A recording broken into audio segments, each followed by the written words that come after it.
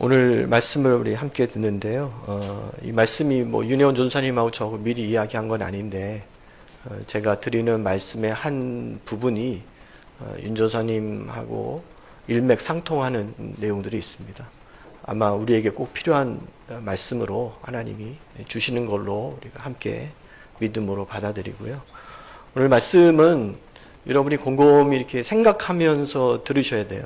그러니까 여러분도 신앙생활 하면서 좀 이런 게 뭘까 좀 궁금했던 내용들을 제가 좀 설교 내용으로 함께 준비했기 때문에 여러분이 들으면서 그렇구나, 이런 거구나, 이렇게 될 수도 있겠구나, 이런 생각하면서 들으셔야지 이 말씀이 오늘 저와 여러분에게 의미가 있죠. 그렇지 않으면 아마 금세 놓칠 수도 있습니다.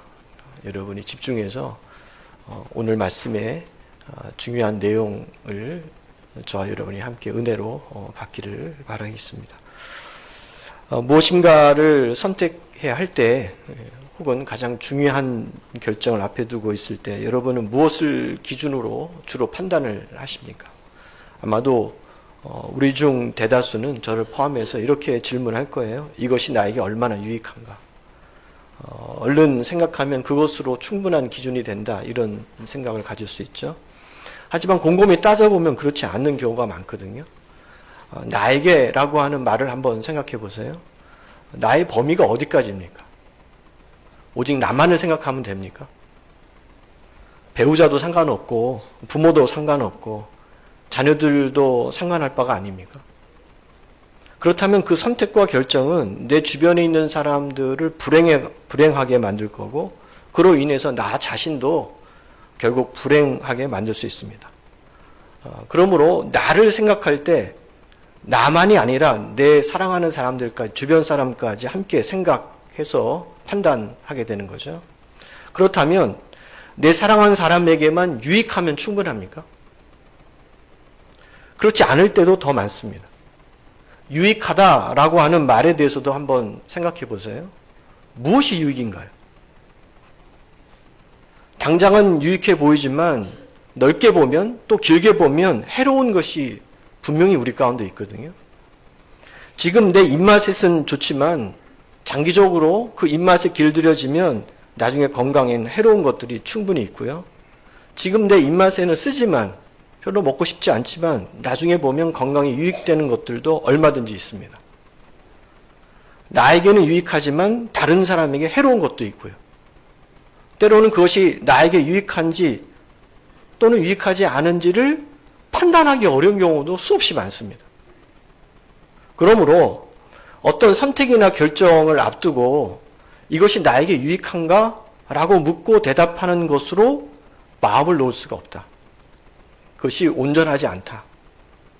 이 질문에 정확히 대답하는 것이 그리 쉬운 일이 아니구나. 그리고 우리가 내린 대답이 얼마나 정확한지도 확신할 수가 없는 겁니다. 그래서 우리는 나의 유익이라는 기준보다 더 믿을 만한 기준이 없는가를 생각해 보게 되는 거죠. 정말 진실하게 내가 하나님을 믿고 하나님의 뜻대로 살아보려고 하는 사람들이 이런 경우에 마음에 품는 질문이 있습니다. 그 질문이 바로 이것이죠. 이것이 하나님이 원하시는 것인가? 이것이 하나님의 뜻에 맞을까? 질문의 초점이 나에게서 하나님에게로 이동한 거예요. 이는 작은 변화인 것처럼 보이지만 실은 내 세계관이 바뀐 것이고, 따지고 보면 내 인생관이 바뀐 것이거든요. 내가 믿고 안 믿고의 차이가 이렇게 큰 변화를 나타낼 수 있다. 모든 것을 내 유익의 관점에서 보던 사람이 하나님의 뜻의 관점에서 보는 변화가 일어난 거거든요. 하나님의 뜻이 이루어지면 나와 다른 사람이 모두 행복해집니다. 나에게도 유익하고 다른 사람에게도 유익한 것이 무엇인지를 정말로 온전히 분명하게 알고 있는 분은 하나님밖에 없기 때문에. 전쟁의 한복판에서 전투에 참여하는 병사는요, 지금 전쟁이 펼쳐지고 있는 전체 상황을 알지를 못해요. 그가 할 일은 작전본부에서 떨어지는 명령을 따라 그대로 진행하는 겁니다. 반면에 작전본부는 전체 상황을 볼 수 있기 때문에 바른 판단을 하죠. 우리는 각자는 지금 전투에 임하는 병사들입니다. 그러므로 우리가 물어야 할 질문은 나에게 유익한 것인가가 아니라 하나님께서 무엇을 원하시는가에 있어야 한다는 겁니다. 그런데 문제는 하나님이 원하시는 것이 무엇인지를 알기가 어렵다는 거예요. 어찌 보면 나에게 유익한 것이 무엇인지를 판단하는 것만큼이나 혹은 그 이상으로 어려운 일처럼 우리는 보게 됩니다. 하나님의 모습은 보이지 않죠. 그분의 음성은 자주 들리지 않습니다. 하나님의 뜻을 분명히 알 수만 있다면 내가 기쁘게 순종하겠는데 그럴 수 없어서 참 답답하고 어렵다라고 말씀하시는 성도분도 계십니다. 그래서 오늘은 하나님이 말씀하시는 방법에 대해서 한번 생각해 보려고 하는데요. 하나님은 우리에게 여러 가지 채널을 통해서 말씀하고 계시거든요. 하루하루 끊임없이 다가오는 우리의 선택, 결정, 또 앞으로의 우리의 미래에 대해서 하나님의 뜻을 찾으려면 하나님이 소통하시는 그 채널을 다 알고 있어야 되고 그리고 사용할 줄 아셔야 됩니다. 그래서 오늘은 하나님 우리에게 말씀하시는 그 다양한 채널 중에서도 주로 우리와 접촉하시고 사용하시는 채널 3가지를 함께 은혜를 통해서 살펴보고 나는 과연 그런 채널들이 잘 관리되고 있는가, 그 채널이 열려져 있는가, 그걸 통해서 지금 하나님의 나를 통해서 원하시는 뜻이 무엇인가를 살펴보는 그 시간을 갖고자 하는 것이죠. 첫 번째입니다. 하나님 어떤 채널을 사용하시느냐? 하나님은요, 기도 중에 직접 응답하신다는 겁니다. 귀에 들리는 것처럼 직접적으로 말씀하세요. 물론 우리가 갖고 있는 녹음기에 담을 수 있는 음성은 아닙니다. 기도하는 사람의 마음의 귀에 들리는 음성인데 너무나도 또렷하게 부정할 수가 없어요. 이런 일이 그렇게 흔하게 일어나지는 않지만은 그런 일은 일어나지 않는다라고도 말할 수 없습니다. 성경에 보면 하나님의 음성을 직접 듣는 이야기들이 많이 기록되어 있죠. 마치 사람과 사람이 얼굴을 맞대고 대화하듯 하나님과 대화하는 장면들이 성경에 참 많이 기록이 되어 있습니다. 그런데 지금은 그런 일이 별로 일어나지 않아요. 제가 청소년기에 성경을 읽으면서 이런 점이 참 궁금했거든요. 이런 점에서 더 궁금하고 의심을 갖게 되면, 더 잘못되면 성경의 이야기들은 다 전설이구나, 이런 결론에 이르는 어려움에 빠질 수 있습니다. 특히 중요한데요, 과거의 일들을 오늘 우리의 입장에서 판단하는 오류에 빠지기 쉽습니다. 지금 우리에게 일어나지 않는 일은 과거에도 일어나지 않았다라고 사람들이 판단하는 거예요. 오늘이 기준이죠. 그런 경향 때문에 우리는 성경의 이야기들이 그건 전설이야, 신화야, 그건 우리의 믿음의 이야기지 과학적으로 증명할 수 없는 일들이야 라고 잘못 판단하는 오류에 빠진다는 겁니다. 하나님과 직접적으로 대화를 나누는 장면이 성경에 많은데 우리에게는 잘 일어나지 않는 이런 지금의 현상에 대해서 어떤 사람들은 하나님이 우리와 소통하는 방식을 바꿨다라고도 이야기하는 사람이 있습니다. 하지만 그보다 더 중요한 것은요, 우리의 영성이 그만큼 타락했기 때문이다 라고 보는 것이 더 맞을 겁니다. 우리는 숨을 쉬는 이 대기에는 수많은 종류의 전파 통신이 오고 가고 있다는 사실을 압니다. 그 전파를 잡아내는 기계가 없다면 우리는 아무것도 사용할 수 없어요. 우리가 쓰는 스마트폰도 그렇죠. 그 스마트폰이 요구하는 그 통신의 영역이 있거든요. 마찬가지로 하나님은 끊임없이 우리를 향해 말씀하시는데 그것을 포착할 우리의 영적 안테나가 제대로 작동하고 있지 않기 때문에 듣지 못하는 겁니다. 그러므로 우리가 기도할 때, 기도를 통해서 하나님과 깊은 관계에 이르면 때로 하나님의 음성을 들을 수 있습니다. 또렷이 들리는 하나님의 이런 음성은 마치 점쟁이들이 악령의 음성처럼 너는 남쪽으로 가라, 너는 물을 피해라, 불을 피해야 된다, 이런 사람을 만나지 말아야 된다 라는 식으로 말씀하지 않습니다. 기도 중에 자주 들리는 음성은 제가 체험했고 많은 사람들이 체험했던 성경에 기록되어 있는 모든 내용들을 고려해 볼 때 크게 세 가지로 하나님이 우리의 마음에게 음성으로 들려주십니다. 첫 번째는요, 내가 너를 사랑한다. 두 번째는요, 두려워하지 말라. 담대하라. 세 번째는요, 내가 너와 함께하리라. 오늘 찬송가 540장 함께 있죠. 540장 우리 1절 찬양했는데 1절의 가사가 기억나십니까? 주의 음성을 내가 들으니 그 들리는 음성의 응답이 뭐예요? 나를 사랑한다는 말입니다. 주님이 주로 하시는 우리 마음에 들리는 그 음성은 내가 너를 사랑한다는 겁니다. 예수님이요, 세례 요한에게 요단강에서 세례받고 나오실 때 주님의 음성이 들렸습니다. 기억나십니까? 그때 주님이 예수님에게 하셨던 첫 번째 음성이 뭡니까? 내가 너를 사랑한다. 이는 내 사랑하는 아들이라. 주님은 이처럼 우리를 사랑한다라고 하는 마음의 소리를 듣도록 해주십니다. 그 음성을 듣고 우리는 깊은 위로와 평안과 하나님의 뜻에 순종할 수 있는 용기를 얻습니다. 바울 사도가 고린도에서 선교 여행을 시작할 때인데요, 상황이 참 만만치 않았습니다. 그곳에 있는 유대인들이 그 선교를 방해했고 고린도 도시에 있었던 수많은 미신 추종자들이 사도 바울을 거세게 저항했거든요.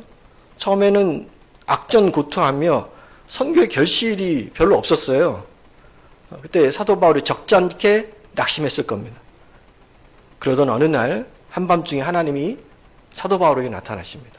그리고 이런 음성을 들려주시죠. 사도행전 18장 9절과 10절인데요. 화면으로 준비됐습니다. 9절입니다. 밤에 주께서 환상 가운데 바울에게 말씀하십니다. 앞서 제가 하나님 우리의 마음의 귀에 들려주시는 음성이 몇 가지가 있는데 그 중에 한 가지죠. 두려워하지 말라. 침묵하지 말고 말하라. 10절입니다. 내가 너와 함께 있음에. 주님이 하시는 말씀이에요. 내가 너와 함께 하겠다. 그러면 끝입니다. 어떤 사람도 너를 대적하여 해롭게 할 자가 없을 것이니 이는 이 성중에 내 백성이 많기 때문이다 라고 사도 바울을 위로하고 내가 너를 사랑한다, 두려워하지 말라, 내가 너와 함께 하겠다. 이게 주님이 주로 우리에게 말씀해 주시는 주님의 음성이고 주님의 응답이십니다. 어디 이뿐이겠습니까?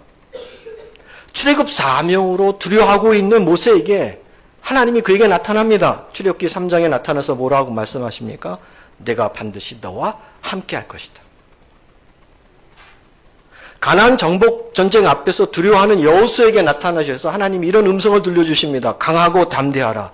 내가 어디로 가든지 내 하나님 여호와가 너와 함께 할 것이다. 자신의 연약함 가운데 낙심해 있는 사사 기드온에게 하나님이 나타나십니다. 그리고 이런 음성을 들려주십니다. 내가 반드시 너와 함께하리라. 포로 시대 이사야 선지자의 그 두려움과 낙심 가운데 하나님 나타나셔서 이런 음성을 들려주십니다. 두려워하지 말라. 내가 너와 함께함이라. 참으로 너를 도와주리라.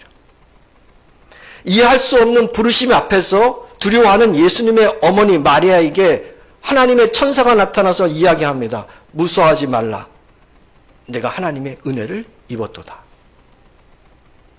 마지막 사명을 맡고 두려워하고 있는 제자들에게 주님이 나타나셔서 이런 음성을 들려주십니다. 볼지어다 내가 세상 끝날까지 너와 항상 함께하리라. 어떻습니까? 주님이 들려주시는 마음의 음성의 그 응답의 내용이 무엇입니까? 내가 너를 사랑한다. 두려워하지 말라. 내가 너와 항상 함께하리라. 이게 주님이 우리에게 주로 들려주시는, 기도 가운데 들려주시는 주님의 음성입니다. 여러분 이런 음성 들어보셨습니까? 이런 주님의 확신 들어보셨습니까? 주님의 위로를 받아보셨습니까? 오늘이라도 여러분이 기도하면서 그 기도 가운데 들려주시는 하나님의 이런 내적인 음성, 마음의 음성을 여러분이 들었다면 여러분 기뻐하시기 바랍니다. 그것이 주님의 응답이었구나. 주님이 함께 하시구나. 바라기는 우리 모두에게도 기도 중에 이렇게 응답하시는 하나님의 평안과 확신과 용기와 믿음이 충만해지셔서 우리의 믿음 생활이 결코 낙심의 신앙생활이 아니라 승리의 신앙생활로 하나님과 늘 동행하는 믿음의 시간으로 날마다 채워질 수 있기를 주의 이름으로 축원합니다. 두 번째입니다. 하나님은 어떤 채널을 통해서 우리에게 말씀하실까요? 하나님은 마음에 일어나는 깨달음이나 확신을 통해서 응답하신다는 겁니다. 우리는 기도 중에 어떤 문제를 붙들고 하나님 뜻이 무엇인지를 구할 때가 종종 있고 과연 이것을 하나님이 허락하시는가 기뻐하실 만한 일인가를 때로 물을 때가 많습니다. 그렇게 기도하는 중에 마음에 혹시라도 여러분의 마음에 든든한 평안이 들어찰 때가 있습니다. 불안하고 두려웠던 마음이 한순간에 바뀌어버리는 경험을 하게 되는 것이죠. 그럴 때면 그 마음의 변화가 하나님의 주시는 응답이 아닌가를 조심스럽게 분별해 보셔야 한다는 겁니다. 혹은 내가 그렇게 기도하는데 끝내 그 불안과 두려움이 떠나지 않는 경우도 있습니다. 그럴 경우 혹시 하나님이 이런 상황은, 이런 결정은, 선택은 허락하지 않는다라고 하는 사인이 아닌지를 분별할 수 있어야 된다는 겁니다. 오늘 말씀은 예수님이 겟세마네 동산에서 십자가를 앞두고 기도하신 내용이죠. 익히 잘 알고 있는 내용입니다. 십자가의 죽음을 생각할 때 예수님이지만 예수님에게도 두려움은 찾아왔습니다. 오죽했으면 제자들에게 내 마음이 괴로워 죽을 지경이다 라고 말씀하셨을까요? 지도자가 자신을 따르는 사람 앞에서 이렇게 약한 모습을 보인다는 것은 자주 일어나는 일이 아닙니다. 십자가를 앞둔 예수님의 심정이 어떠했는지를 분명하게 우리에게 나타내 주는 거죠. 예수님은 할 수만 있으면 그 운명을 피하고 싶어 하셨습니다. 그래서 땀이 핏방울처럼 되도록 힘써 기도하신 거예요. 성부 하나님의 뜻을 조금 더 분명히 알기 위해서죠. 하지만 성부 하나님은 이미 여러 차례 예수님이 걸어가야 할 그 마지막 길이 무엇인가를 알려주셨습니다. 당신의 뜻을 충분히 전해주신 거죠. 성자 예수님은 3번이나 이 문제를 두고 간절히 주님 앞에 기도합니다. 3번째 기도를 마치고 났을 때 그분의 태도가 완전히 바뀌죠. 성부 하나님은 침묵하셨지만 성자 예수님의 마음에 변화가 나타난 겁니다. 십자가의 길이 내가 걸어가야 할 길임을 든든한 평안과 확신으로 예수님이 채워진 겁니다. 기도를 마치고 났을 때 예수님은 내 마음이 괴로워 죽겠다라고 했던 그 몇 시간 전과는 전혀 다른 모습으로 제자들에게 오십니다. 잠에 골아 떨어져 있는 제자를 깨우면서 이렇게 이야기하죠. 오늘 우리가 함께 살펴본 마태복음 26장 45절과 46절인데요. 예수님의 마음의 변화의 모습입니다. 이에 제자들에게 오사 이르시되 이제는 자고 쉬라. 보라, 주님의 때가, 십자가의 때가 가까이 왔으니 인자가 죄인의 손에 팔릴 것이다. 46절, 일어나라 함께 가자. 보라, 나를 파는 자가 가까이 왔도다. 겟세마네 동산에서 예수님이 받은 기도의 응답은 이처럼 마음의 변화입니다. 심령의 변화입니다. 그분은 자주 성부 하나님의 음성을 들으셨습니다. 하지만 때로 이렇게 마음에서 일어나는 깨달음으로 혹은 확신으로 일어나는 마음의 그 분명함으로 혹은 내 심령에 채워지는 평안함으로 주님의 음성을 듣고 그 뜻을 따르셨다는 거죠. 그러므로 저와 여러분의 믿음 생활을 하는 동안에 기도 가운데 또는 무언가를 선택하는 그 가운데 하나님의 뜻을 찾기 위해 여러분이 애쓰고 그 뜻이 분명하다면 여러분의 심령과 생각으로 일어나는 마음의 변화에 주목해 보시기 바랍니다. 하나님이 우리에게 말씀하시기 위해 주로 사용하는 이 마음의 변화, 마음으로 채워지는 평안과 확신의 하나님의 응답의 채널이 늘 우리를 위해서 열려있기 때문이죠.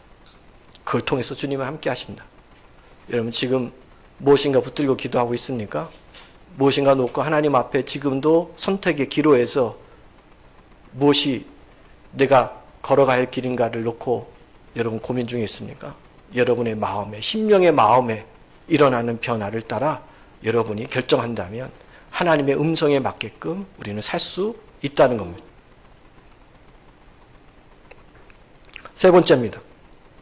하나님은 말씀을 통해 우리에게 응답하십니다. 여기서의 말씀은 우리가 갖고 있는 기록된 성경 말씀과 그 기록된 성경 말씀을 근거로 선포하는 들리는 말씀 모두를 포함하고 있습니다. 성경은 과거에 하나님이 사람들을 만나시고 말씀하신 것에 대한 기록입니다. 이미 지나간 일들을 기록해 놓은 거죠.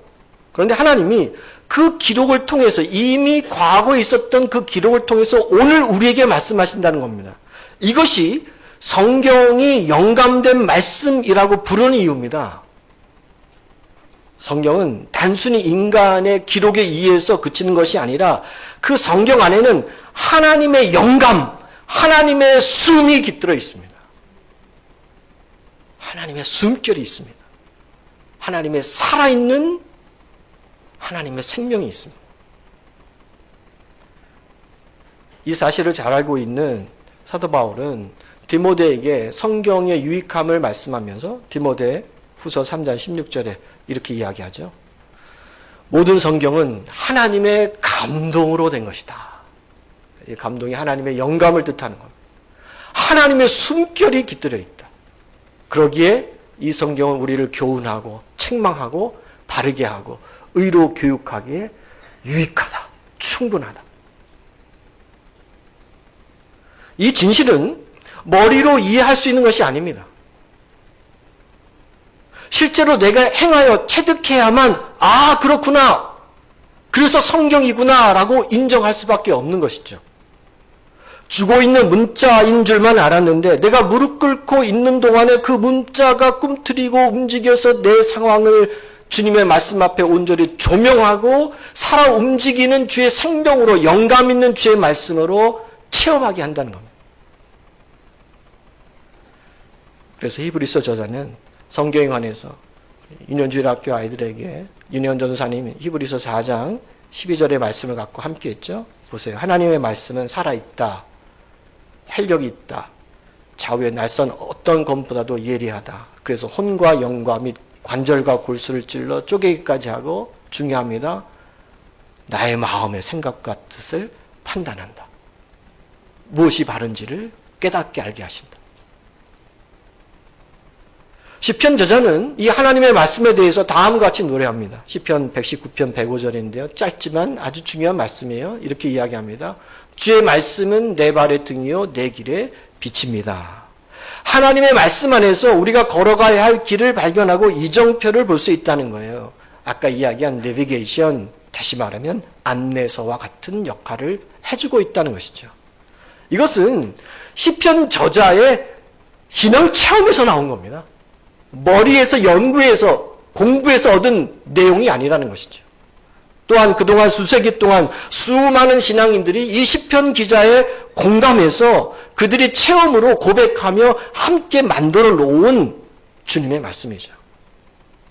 그래서 매일 저와 여러분이 기도하는 마음으로 이 하나님의 말씀을 읽고 묵상하는 사람들은 히브리서 저자의 그 말과 오늘 시편 기자의 이 말에 맞아요, 똑같습니다, 저는 동의합니다 라고 공감할 수 있는 겁니다.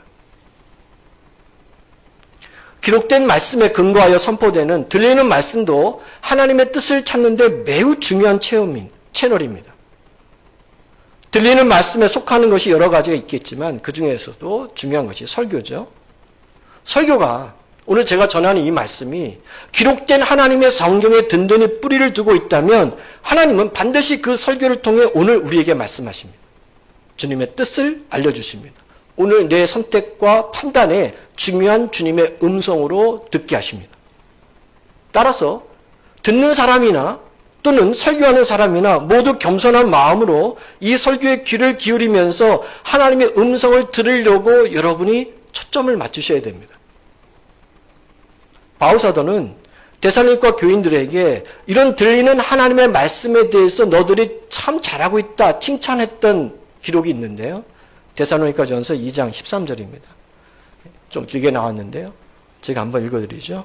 이러므로 우리가 하나님께 끊임없이 감사함은 너희가 우리에게 받은 바 하나님의 말씀을 받을 때 이것을 사람의 말로 사도 바울의 그런 인간적인 말로 받지 아니하고 하나님의 말씀으로 받았으니 진실로 맞다. 이 말씀이 또한 너희 가운데서 역사하신다라고 이야기하는 거죠.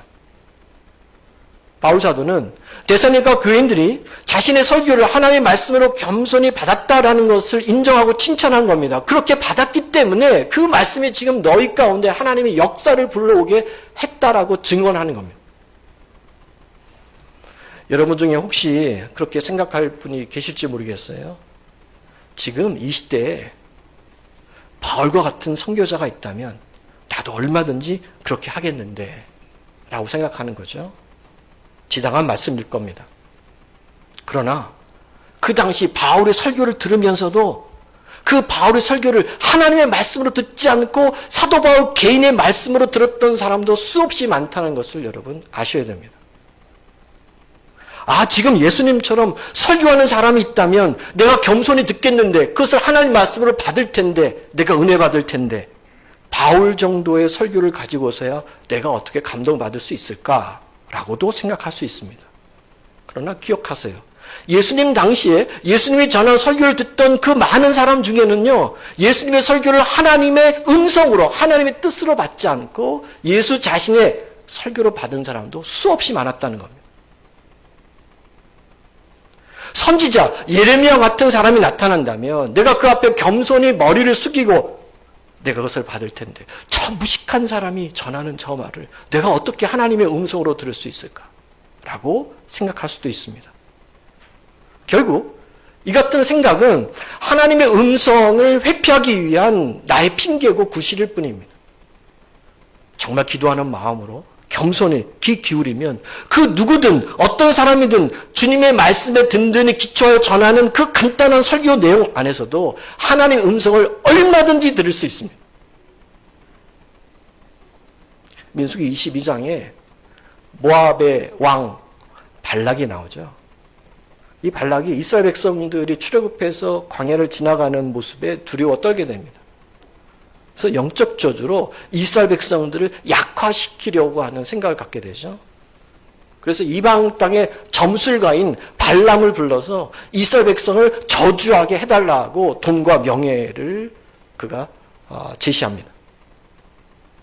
발람은 하나님의 뜻이 분명히 무엇인지를 깨닫지 못하고 그가 제시하는 그 탐욕에 눈이 어두워 그 길을 떠납니다. 저주하기 위해서요. 그때 놀라운 일이 벌어지죠.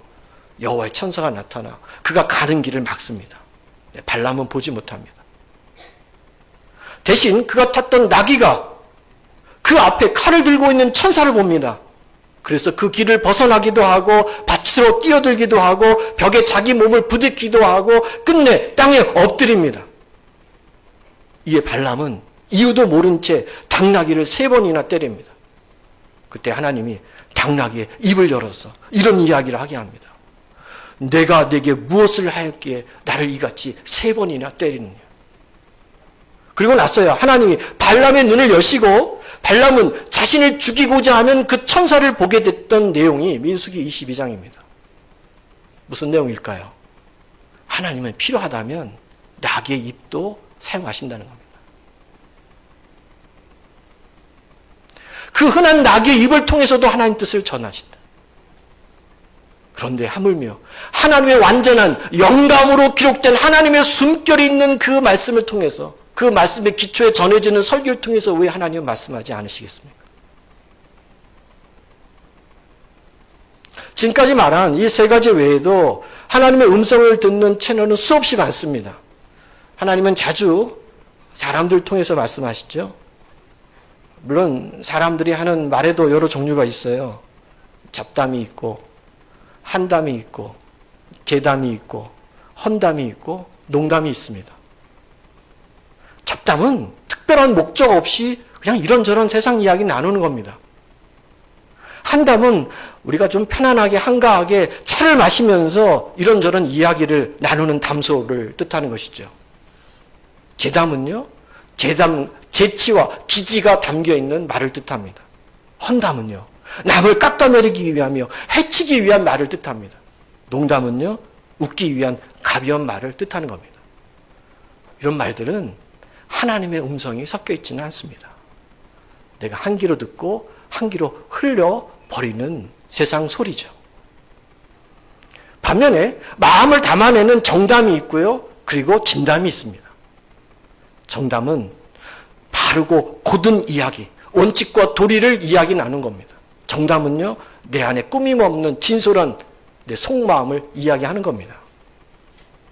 믿음 가운데 나누는 영적 대화도 있습니다. 하나님은 이와 같은 말씀을 통해서 우리에게 지금도 주님의 뜻을 알려주신다는 겁니다. 그뿐만이 아닙니다.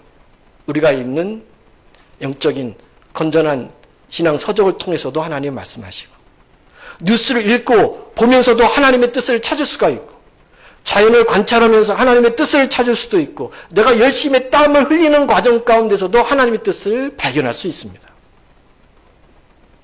이렇게 하나님은 여러 채널을 통해 우리에게 당신의 뜻을 지금도 분명히 나타내시죠.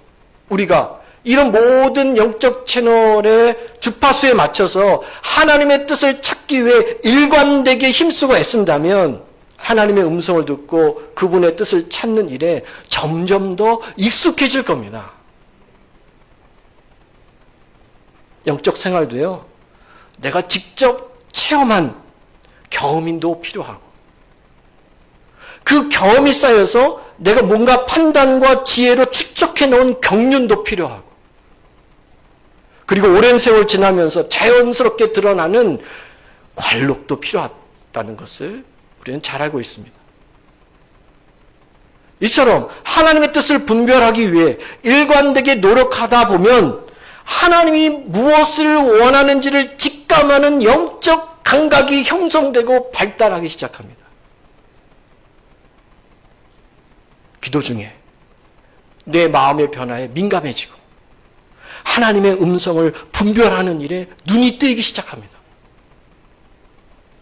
기록된 말씀을 읽으며 하나님의 음성을 듣고 들려지는 말씀을 통해 그분의 음성을 듣는 일에 경륜이 쌓이기 시작합니다.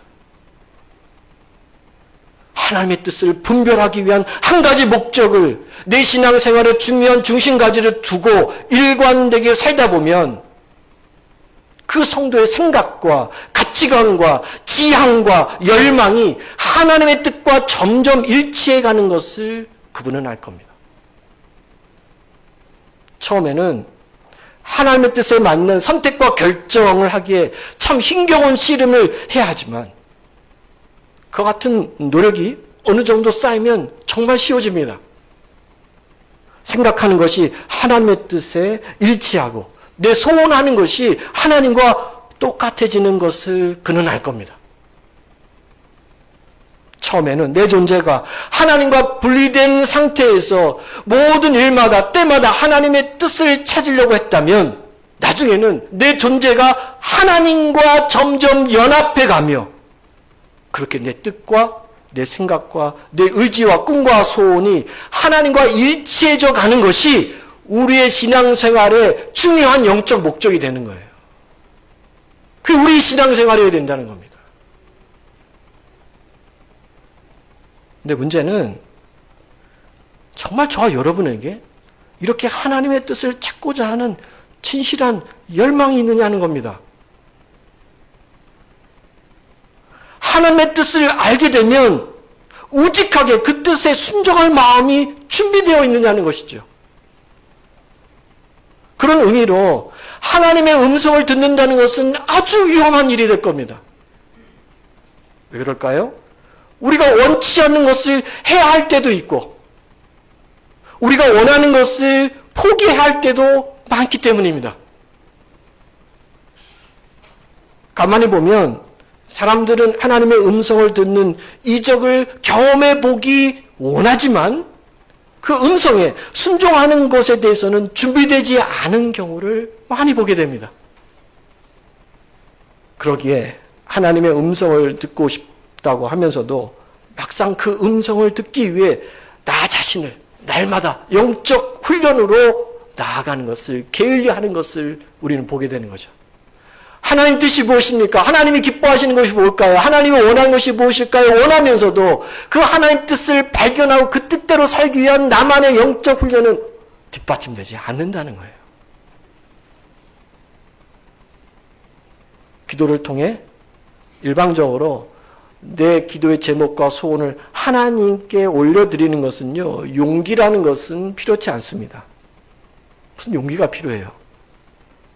인내하면 되는 것이고, 내 기도의 제목이 크기만 하면 되는 것이죠. 하지만 정말 기도를 통해서 하나님의 음성을 듣고 그분의 뜻대로 살기를 원한다면 그 음성에 따라서 내가 포기해야 할, 내려놔야 할, 따라가야 할 믿음의 용기는 반드시 있어야 되는 거죠. 그 용기가 있을 때 하나님 뜻이 무엇입니까? 주님이 원하는 것이 무엇입니까?를 내가 간구할 수 있는 거예요. 음성을 듣고 순종하지 않는다면 차라리 내가 듣지 않는 것이 더 낫기 때문이 아닐까요? 오늘 말씀을 정리하겠습니다. 저는 오늘 이 시간의 대부분을 어떻게 하나님의 음성을 들을 수 있을까라는 질문에 답하기 위해서 함께 했습니다. 결론적으로 정작 중요한 문제는 하나님의 음성을 듣는 방법에 있지 않구나라는 것을 우리가 확인해 볼 수 있죠. 중요한 문제는 우리는 정말 하나님 뜻을 알기 원하십니까?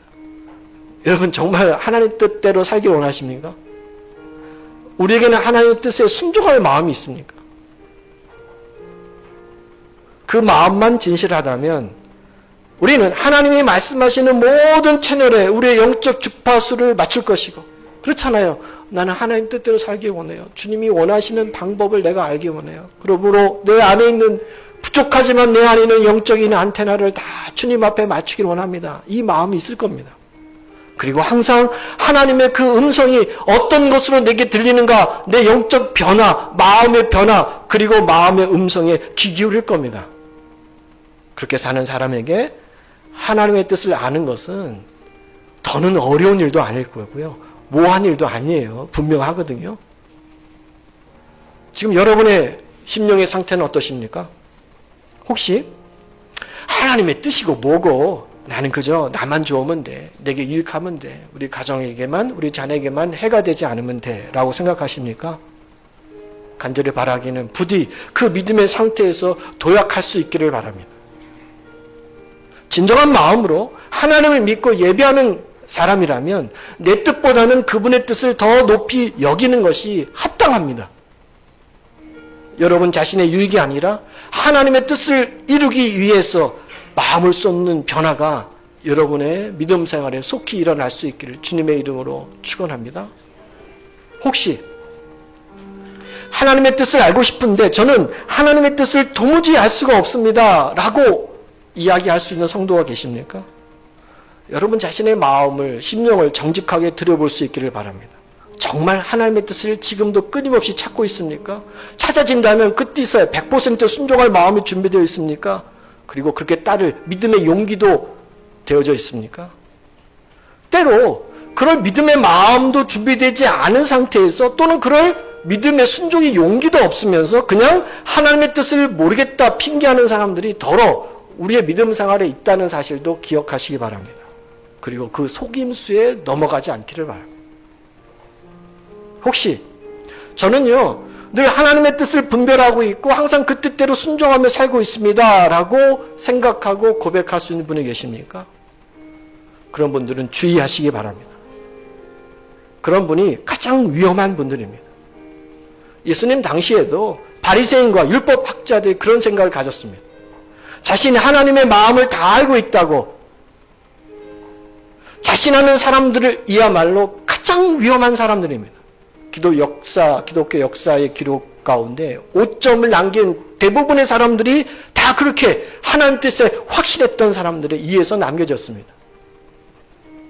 하나님의 뜻에 대한 확신이 신앙적인 오만과 교만이 되지 않도록 내 자신이 늘 겸손하게 살펴봐야 한다는 것이죠.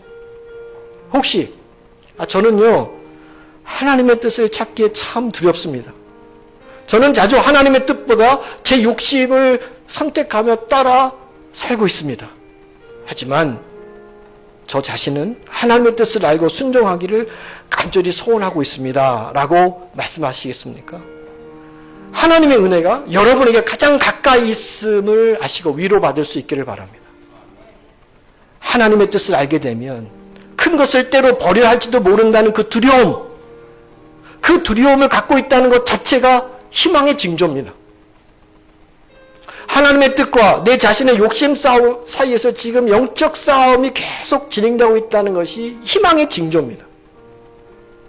그렇게 나 자신이 스스로 절망하면서 하나님의 도움을 구한다면 우리는 겟세마네 동산에서 기도하셨던 예수님처럼 처음에는 하나님의 뜻을 따르는 십자가의 길을 걸어가는 것이 얼마나 큰 두려움인가를 알고 두려워 떨었던 그 예수님이 기도 후에 용기를 얻어서 하나님의 뜻을 향해서 기꺼이 걸어가셨던 그 걸음도 우리도 걸어갈 수 있기 때문이죠.